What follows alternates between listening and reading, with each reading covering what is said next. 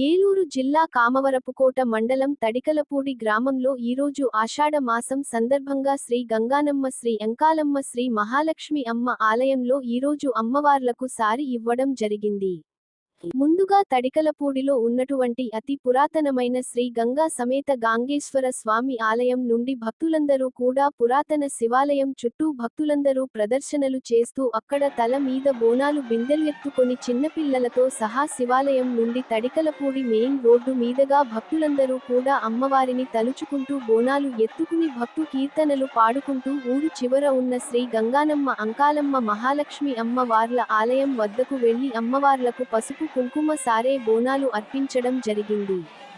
భక్తి శ్రద్ధలతో ఆలయ పూజారి అమ్మవార్లకు పూజలు అందించి దీప ధూప నైవేద్యాలు మంగళ హారతులు అర్పించడం జరిగింది.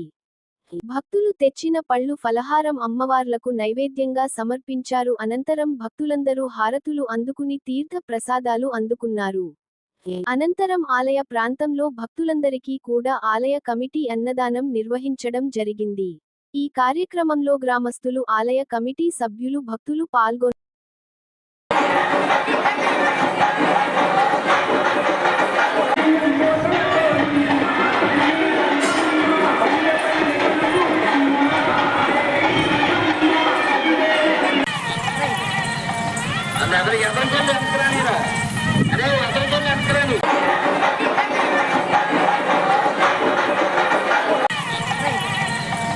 అందరూ ఎవరికైనా